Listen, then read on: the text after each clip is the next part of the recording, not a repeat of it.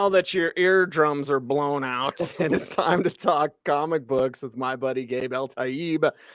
Isom, Truth, Justice, and the American Way, DC Comics. Gabe, you've done it all. Welcome into this special celebration tonight, and I thank you for joining the show, brother.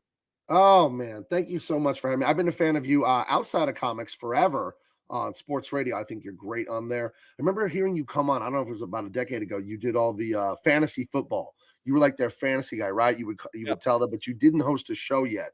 It was like, who is this young man that knows all the fantasy stuff? And here you are all these years later. A Colorado legend is being built. So I love it. I live in San Diego, America's finest city, but Colorado's where I'm from.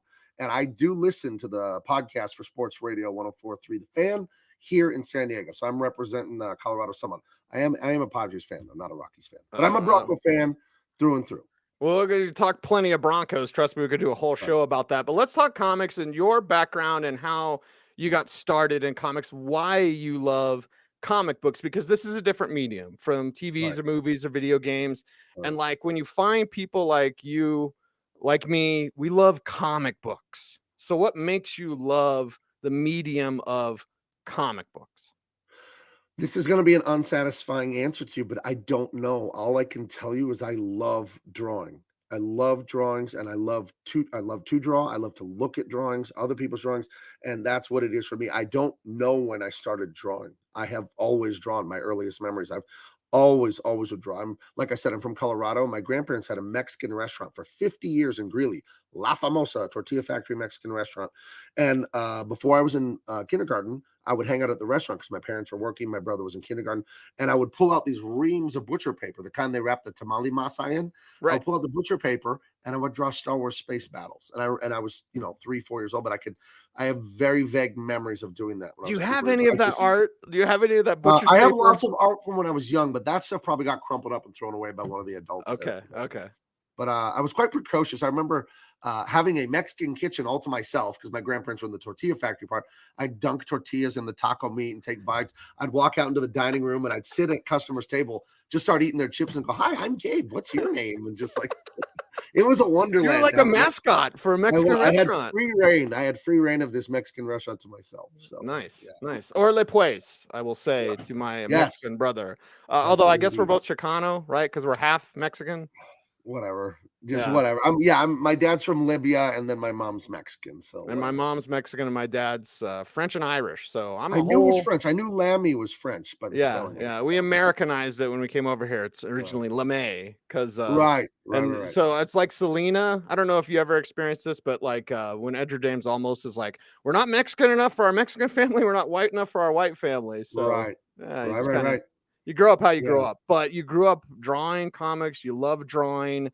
And then I got some of this, of course, just from knowing you and knowing your background, but also tell us about how the call from Jim Lee went when you got to work for the guy who's on, Mount Rushmore for a lot of us comic book fans out there. He is. He's I would say in the last 30 years, he's the king of comics, the most famous, most successful guy as far as sales go and all that. Vice president of DC Comics. And when I saw his artwork in 1992, when I was 13 or 14 years old at my friend Sean's house, I didn't collect comics, but I always loved them and I loved to draw. And that was the comic book boom, like the housing boom. There was a comic book boom in the late 80s, early 90s for about 4 years. And I saw X-Men issue 1 that Jim Lee had illustrated with Scott Williams. It's right there. Yeah, and it had like 5 covers because that's a fold-out cover. Yes. And there was the one cover with the Beast leaping over a rock, his hands on the rock. Right. When I saw that pose of the Beast, it blew my mind. I'd never seen anything like that in my life. And in that moment, I decided I had to be Jim Lee. I had to work with Jim Lee. I asked my friend Sean, "What is this?" He said, "Oh, there's a new X-Men comic," and blah, blah, blah. And I started going to the comic book store like that week. I just fell in love with it. And I drew forever, went to college, took small jobs here, there. Long story short, Jim Lee's assistant called me September of 2007 and hired me. I'd worked forever, took samples, and I was growing up in San Diego, and Jim Lee's studio was here, I found out. So I would go to that studio once a week and drop off samples in 1998. I did that for about a year. Didn't get hired. I wasn't good enough yet at that time. And then went to college, worked for many different companies, worked for a great Greeley company, Distortions Unlimited. They're the biggest Halloween prop and mask manufacturer like in America. They're huge. And they're right Yeah, and he's a UNC alum from Greeley, and it's Nice. Colorado. I did a lot of work for them. You ever see that giant haunted house in the cornfield on I-85? Yes, of course, yeah. Giant. Yeah, I designed that. I have the concept art here on this computer that I'm standing in front of. I did a lot of work for him. Yeah. Nice. So, nice. Yeah, but anyway, I did work like that, small independent comics, and then Jim Lee had a offer on his Blogger. There was blogger.com back in 2004. Oh, this was 2007, but people used blogs before Twitter and Facebook were so prevalent. And it was like, we need a new colorist at the San Diego studio. And there was a black and white drawing of Superman. So I colored that, emailed it to him. And 2-3 weeks later, I'm at football practice. I was a Pop Warner football coach there in Greeley. And I get a phone call. And it's like, this is Jim Lee's assistant. We would like to offer you the job, blah, blah, blah. And that 13-year-old boy's dream came true. I worked in studio for 3 years. Everything closed like end of 2010, beginning of 2011, because they were going to focus on movies and TV, DC Comics. They moved everything up to Hollywood. We were offered jobs in Los Angeles. But if you know anything about California, if you can stay away from Los Angeles, you should. It is, it's a mess. Sorry, my Los Angelino friends. I don't like LA. I'm sorry. But you love San Diego. I've always said if I don't live in Colorado, because I live on a mountain in Colorado, if I don't live in Colorado, I'll live in San Diego. Isn't it the best? I thank God every day. It's like 60-something degrees and blue skies. And I live very, very near the ocean. This is actually my back window right here. But no, it's beautiful, beautiful. No, that's Mazatlan, Mexico. I'm kidding. But it's just so wonderful living here. It's a big city with a small city feel. We don't have the traffic problems and all the stuff that LA and all. It's a delight to live here. So right, fantastic. Yeah. So you work with Jim Lee. Yes. You go on. Now I know like we're celebrating the launch of Smoke and Gun Comics and all that, and Fake Booze is on Kickstarter. Fake Booze is on Indiegogo next month. You yourself have had so much success, whether it's Truth, Justice, and the American Way, whether it's Isom and the colorist work you're doing there with Eric July. Like you've had so much success with crowdfunding. Why is this such a great time to be a comic book creator and to be an independent comic book creator and someone who can, you know, make something that people want to buy and people will support? I mean, it's obvious what you have done with your books that, you know, people will support what you want to put out there. I think it's a great time. I thank God for the opportunity that social media creates. Like all people, I don't really like social media because there's so much negativity and fighting. But like Yoda said, when Luke asked him what's in that cave in Empire, he said, only what you take with you. And I feel that way about social media. If you go out there putting a bunch of negativity, you're going to get it back. So I feel like you got to watch that. We've all fallen into dumb things on a Twitter fight or something stupid. But I thank God for the opportunity to use social media to present myself, my personality, my views, and all that, and then my artwork, and then try to earn customers' business. And I think it's just such a blessing to be involved with just such great successes. I'm really I'm working on Isom. That's the all-time record holder for crowdfunding. It was nearly 4 million. It was like $3.7 million for volume 1. And I got 14 pages left on volume 2. So we're just humming along on that. I have other books I'm working on. I have stuff planned for the future. I think it's a great time to do this because social media, it's free advertising, basically. You don't have to pay money to get in magazines or the radio or television. You just have to provide quality content. So it's not just a good time for comics. It's a good time for content creators of every stripe. And I think the way you succeed, and you know this because I saw how you came up in radio, it's success is hard work meets opportunity. You stick to that daily, what do I have to do today? What do I have to do today? Just this. I don't get worried about climbing the whole mountain at once. I'm like, can I take the 5 steps I need to take right now? Marcus Aurelius has his great book, Meditations. And in there, my favorite quote from there is, the best way to keep intrinsic motivation is to focus on the current step.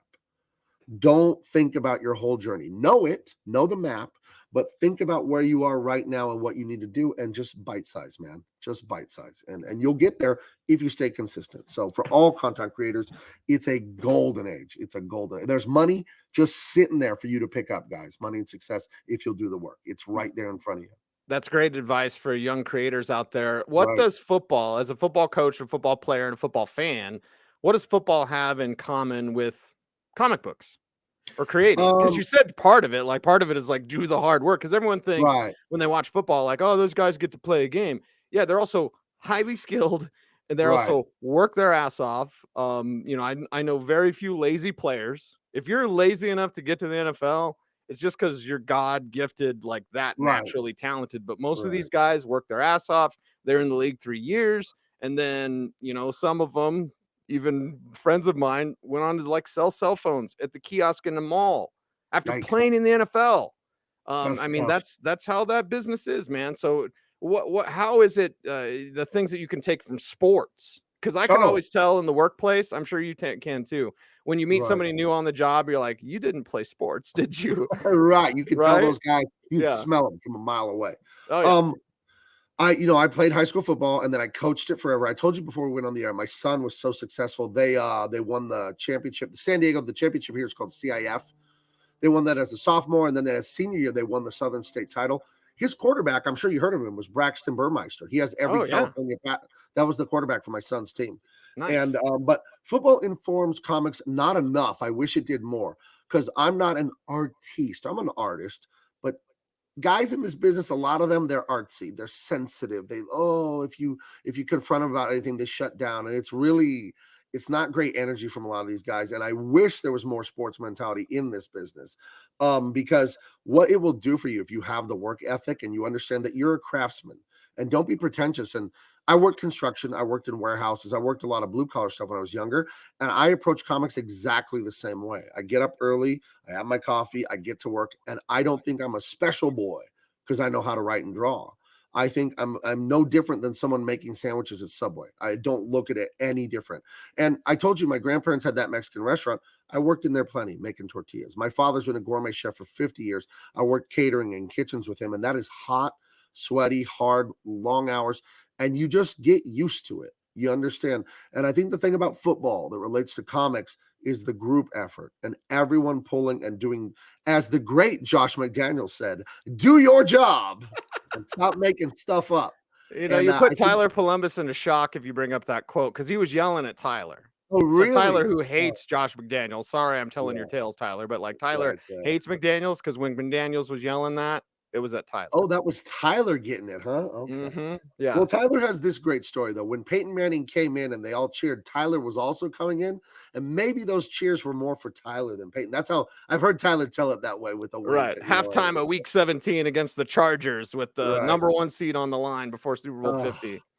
But yeah, football informs my work ethic. It really does. I learned to suffer, to be exhausted, to bleed, and to do my job. I'm 6'4". I'm like 280 pounds. I played I played some linebacker and ate my way to the defensive line. I did not ever score a touchdown because I was on the defense. And you know what? I don't care. When I was in high school, sophomore year, won the championship. Senior year, my high school won the championship. So to me, it's about being on the winning team. I don't care if I'm not the quarterback or the running back or whatever. I don't care. That means nothing to me. Right. To me, it's the work and honoring the customers. I told the customers I would do this, so then I'm going to do it. And if I'm the fullback, the halfback, the punter, the whatever, okay, I'll do it to the best of my ability. It doesn't bother me. Okay. So, yeah, I love it. I wish more comic book guys had a football mentality. I really do. Gabe Eltaeb. Check him out. Isom, Truth, Justice, the American Way. Of course, follow him on Twitter and all those great things. Final thing, Gabe, appreciate your time as always, brother. And I just appreciate your friendship, because I have no idea what I'm doing, right? I wanted to be a comic book artist back in the 90s. Homage sent me 1 rejection letter, and I was like, that's it. Okay. Legend Comics. You tried to work at the same studio I tried to work at. Yeah, Legend Comics, which was a Fort Collins company that did Lords #1. Gabe Hernandez was the artist there. Not that Gabe. There's 2 Gabe Hernandez. Right, but anyway, so Gabe was the artist for Lords. They went out of business after 1 issue. Gravis was actually supposed to be in issue #2 in like in the middle, like a separate story, obviously separate universe. They went out of business. So back then, me and my best friend Eric were just like, it's over. We're teenagers, right? It's over. Right. So I want to know, and I appreciate your friendship, because again, like I got a bunch of dumb questions. You know, I'm just like, hey, how do I do this? I love to talk, so ask. Yeah. So there we go. Final thing, artists that influenced you, like underrated artists. Like for me, it's always Jim Aparo. I'll bring up Jim Aparo. Like that's my Batman. No offense to Neil Adams or any other Batman, and Todd McFarlane's my favorite artist or whatever. Right. But Jim Aparo to me is an artist that doesn't get enough conversation. Is there a favorite for you? Is there an underrated artist for you? And who are some of your influences growing up? I mean, my favorite comic book artist, I think the most influential to me would have to be Jim Lee, because seeing his art made me want to do this and work for him and be his. And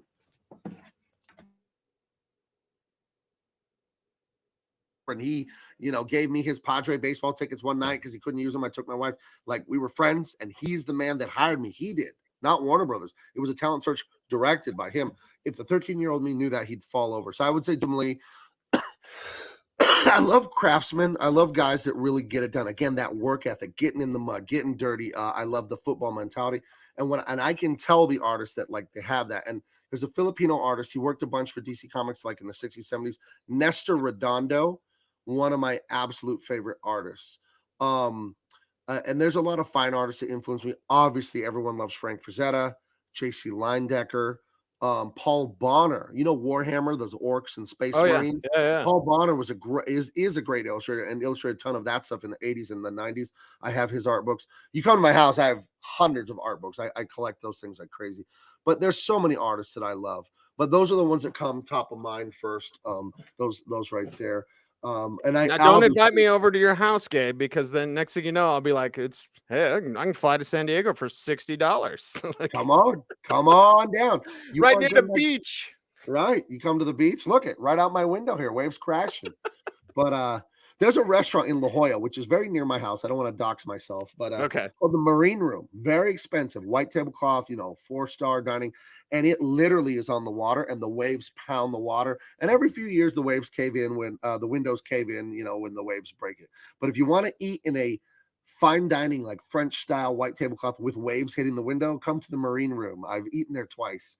It's an experience. But if you come down here, I'll take you all over, man. I love this town. I rep this town. I love Colorado. Don't get offended, Coloradans, but I love San Diego. I love it here. I'll be hanging out with you in Vegas too. So there you go. That's right. Yeah. But one of the greatest artists for instruction, Andrew. Oh, my green screen's killing it. But Andrew Loomis. Yeah. His books, Fun with the Pencil, Drawing the Head and Hands, and other stuff. Not only does he teach you masterful instruction, these are from the 30s, I think, these books, but he also talks about career in the books too, like how to, like, deadlines and editors. He somewhat goes into that, talking about perspective and babies and children. And like, this is comprehensive, his work, Andrew Loomis, one of the greatest illustrators, I think, in American history. So yeah, Loomis is insane. Well, and I keep that at my drawing table. One thing that you point out is great advice is timeless. Right. It doesn't matter if it's from the 30s, like those rules still apply today. Right. So now, if you told me that smoking was good for my T-zone, I would say, no, they figured out you were wrong about that. Trust the science. Anyway, He's Gabe. I'm Cecil. And Gabe, I just appreciate your time, man. And thank you so much for your support. And thanks for joining the show tonight. Oh, yeah. Can I say one more thing? Sure. Fake Booze. I just read it 20 minutes ago. I was like, I haven't read the books yet because I've been so busy. So I read it right before. I love the premise here. So I'm wishing you success on that. If you're out there and he's launching Fake Booze, guys, you got to get it. The premise is great. You know what I mean? So yeah, I like it a lot. What would you do for your best friend? Yeah. That's the story of Fake Booze, right? Because we all have that one buddy where you're just like, come on, man, we can make it. We can make it. So we'll be talking plenty about that. He's Gabe Eltaeb. I'm Cecil Lammey. Thanks everybody for watching.